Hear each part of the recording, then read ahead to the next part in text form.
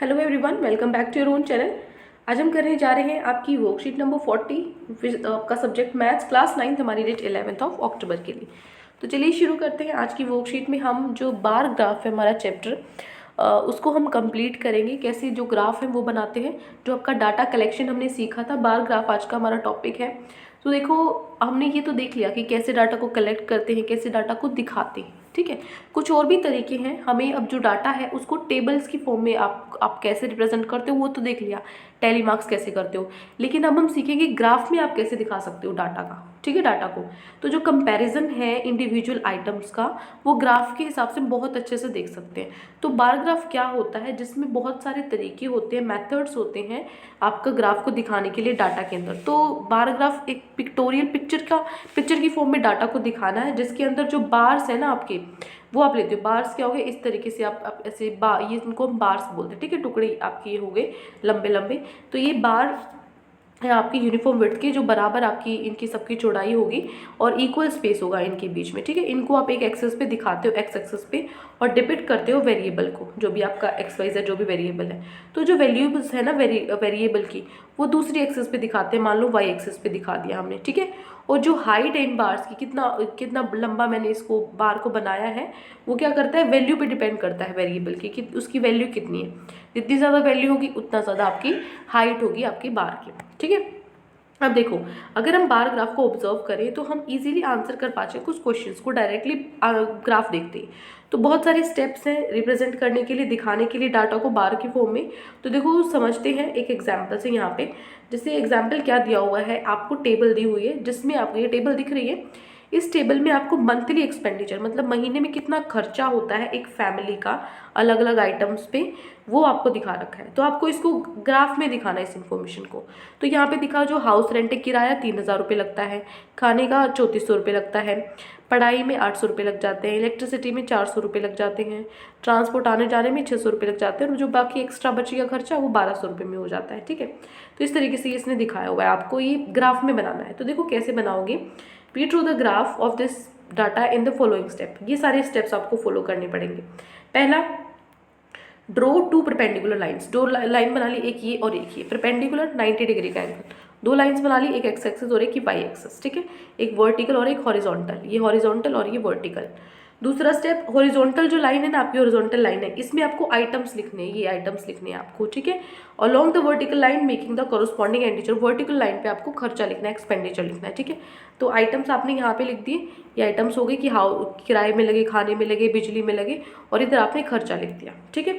फिर जो बार्स हैं सेम विड्थ की आपको बनानी है, और उनके बीच में सेम गैप रखना है यहाँ पे, ठीक है, बराबर बराबर गैप रखना है। अब आपको जो टेबल है ना, इसमें से चूज करना है वर्टिकल लाइन पे, यहाँ पे देखना है, टेबल लेनी है और वर्टिकल लाइन पे देखना है, ठीक है। मान लो जो एक लेंथ है वो 200 रुपये की है, मतलब देखो इसमें 200 का गैप है ना, इसका मतलब जो एक यूनिट लेंथ है वो 200 रुपीज़ की है, ठीक है। उसके बाद आप वैल्यूज सारी की सारी हम शो करेंगे। कैसे शो करेंगे, देखो यहाँ पे इसने बोला है हाइट्स आपको निकालनी है। देखो यहाँ पे इसने क्या बोला है कि हाउस रेंट है 3000/200, ठीक है। 15 यूनिट्स होने चाहिए यहाँ पे। तो ये 15 नहीं दिखाना आपको, आपको सीधा सीधा 3000 ही दिखाना है। देखो ये रहा 3000 है ना, 3000 ऊंचाई। अगला है 34, तो अगला 34 तक दिखाया हुआ है। फिर है 800, अगला 800 तक दिखाया हुआ है। फिर है 400 तक दिखाया हुआ है। फिर है 600, देखो 600 तक दिखाया है। 1200, फिर 1200 तक दिखाया है ना। तो आपको ये वाले दिखाने हैं। लेकिन इससे क्या पता लगता है, जब आप इसको 200 से करते हो ना, क्यों, क्योंकि सब में 200 का गैप है। 200 से मैंने करा ना, तो मेरे पास 15 यूनिट 7 यूनिट्स, ये आपको नहीं लिखनी होती, ठीक है। ये आपको नहीं लिखना है, सिर्फ समझाने के लिए, ठीक है। ये आपको कुछ नहीं करना, आपको सीधा सीधा क्या करनी है, वैल्यूज़ लिखनी थी। जो ये वैल्यूज़ लिखनी थी ना, कि 3000 है, 3400 है, 800 है, बस वो आपको यहाँ पे दिखानी थी, ठीक है। कि ये 3000 है, 3400 है, 800 हो गया, 400, 600, 1200, बस ये आपको दिखाना था। इतना ही काम है आपका, ठीक है। यहाँ से नहीं समझ में आएगा तो क्वेश्चन आंसर हम देख लेते हैं, वहाँ से समझ जाएंगे। एक चीज़ और यहाँ पे, बाय ऑब्जर्विंग द ग्राफ, अब क्वेश्चन का आंसर कैसे पता लगता है जल्दी से, जब आप इसको ग्राफ को ऑब्जर्व करोगे ना, ध्यान से देखोगे, तो आप इजीली बता सकते हो कि मैक्सिमम खर्चा, ज़्यादा से ज़्यादा खर्चा किस चीज़ में हुआ है। तो देखो आपका सबसे पहले ज़्यादा खर्चा कहाँ हुआ है, तो आपको सबसे लंबी वाली इस पर ध्यान जाएगा।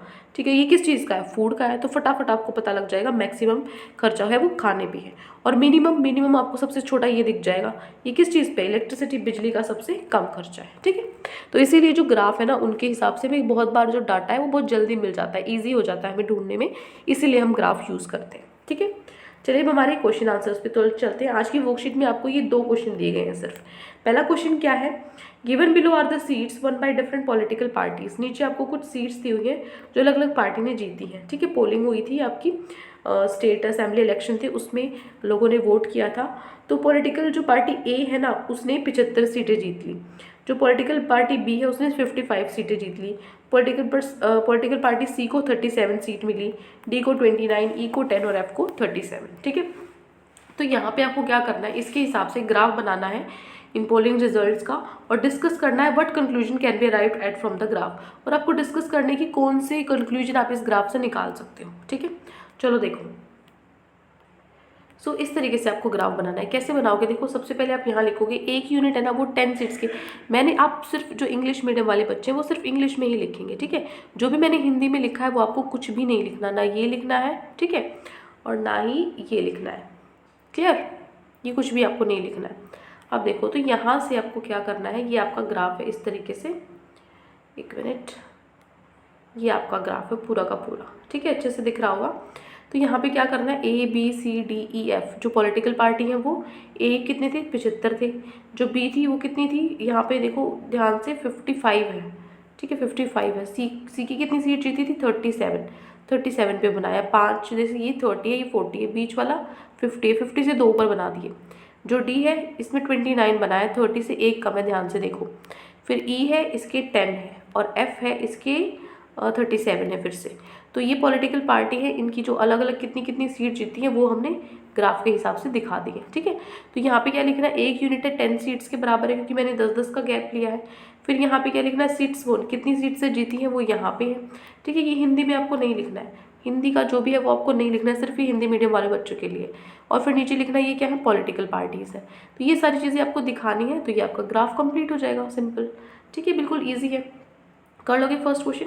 फिर उसने ये भी बोला है कि डिस्कस करो, जो रिजल्ट है ना उनको डिस्कस करो। तो देखो रिजल्ट में तो आप यही डिस्कस कर सकते हो कि सबसे ज़्यादा जो सीट्स हैं वो ए पार्टी की है, और सबसे ज़्यादा जो कम सीट्स हैं वो ई पार्टी की है। ठीक है, ये आप लिखना चाहो तो लिख भी सकते हो। ठीक है, अगर आपकी टीचर ने बोला है कि लिखना है तो आप लिख भी सकते हो। ठीक है, मैं लिख देती हूँ यहाँ पे, डिस्कस करना है तो मैक्सिमम सीट्स लिखो, एक मिनट,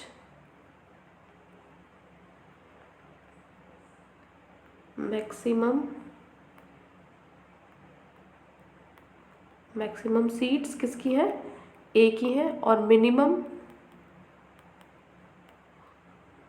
सीट्स ई की है। ठीक है, ये लिखना चाहो, बस ये डिस्कशन हो गया, खत्म। ठीक है, लिख लेना मिनिमम सीट्स ए की है, और मैक्सिमम सीट्स ए की है, मिनिमम ई की है। ठीक है, आगे बढ़ते हैं क्वेश्चन नंबर 2 पे। दूसरा क्वेश्चन क्या कहता है, following table shows the number of bicycles manufactured in a factory during 1998 to 2002। 1998 से 2002 तक कितनी साइकिलें बनती थी हर साल, वो आपको बता रखा है। तो 1998 में जो नया साइकिल थी वो 75 साइकिल बनी। ठीक है, 99 में 55 साइकिल बनी, उसके बाद 2000 में 37 साइकिल बनी, 2001 में 29 और 2002 में 10 साइकिल्स बनी। तो आपको बार ग्राफ बनाना है, इस डाटा को दिखाना है, और दूसरा आपको बताना है कौन से साल में सबसे ज़्यादा मैक्सिमम और कौन से साल में मिनिमम सबसे कम साइकिल्स बनी है। तो देखो वो तो बिना ग्राफ बनाए भी आप बता सकते हो। क्या मैक्सिमम किस में बनी है, 75, 1998 में सबसे ज़्यादा साइकिल्स बनी है, तो मैक्सिमम 1998 हो गया, और मिनिमम सबसे कम साइकिल बनी है 2002 में, तो मिनिमम 2002 हो गया। तो इसका आंसर तो हो गया आपका, जो ये क्वेश्चन था इसका आंसर तो हो गया। अब हमें ये बनाना है ग्राफ और बनाना है। तो देखो क्वेश्चन नंबर 2 का सोल्यूशन, क्वेश्चन 2 में भी ना सेम ऊपर वाले ही पॉइंट्स दे रखे हैं, वही लिखोगे। एक यूनिट किसके बराबर है, 10 बाईसाइकिल्स के, आपको हिंदी में नहीं लिखना है। एक यूनिट 10 साइकिल के बराबर है, यहाँ पे भी हिंदी मीडियम में नहीं लिखना है। ठीक है, बार बार कह रही हूँ, कभी दोनों लिख दो।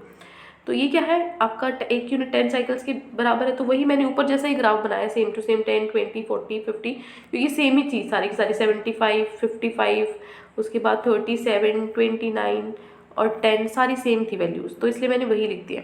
तो ये क्या है 1998 में कितनी है 75, 1999 में 55, 2000 में 37, 2001 में 29, 2002 में 10। ठीक है, ये वैल्यूज हमें बनानी थी, तो वही हमें लिखना था। सबसे पहले यहाँ पे लिखा ईयर, ठीक है, ईयर्स लिखना है, हिंदी में नहीं लिखना आपको। ईयर्स ये हो गए साल, और यहाँ पे क्या हो गया नंबर ऑफ बाईसाइकिल्स मैन्युफैक्चर्ड, कितनी साइकिलें बनती थी वो। ठीक है, तो ये हो गया आपका क्वेश्चन नंबर 2। क्लियर है, कर सकते हो, ये हो गया क्वेश्चन नंबर 2। तो ये 2 क्वेश्चन ही आज आपकी वर्कशीट में दिए गए थे। आई होप आपको अच्छे से समझ में आ गए हैं। सेकंड क्वेश्चन का आंसर जो सेकंड पार्ट है, मैक्सिमम और मिनिमम बताने थे, वो हमने ऊपर ही कर लिया था। तो कोई भी दिक्कत है तो कमेंट सेक्शन में आप मुझसे पूछ सकते हैं, और अगर आपको लेक्चर अच्छा लगे तो चैनल को सब्सक्राइब कर सकते हैं, वीडियो को लाइक कर सकते हैं। आज के लिए इतना ही, मिलते हैं नेक्स्ट वीडियो में। Till then take care, bye bye.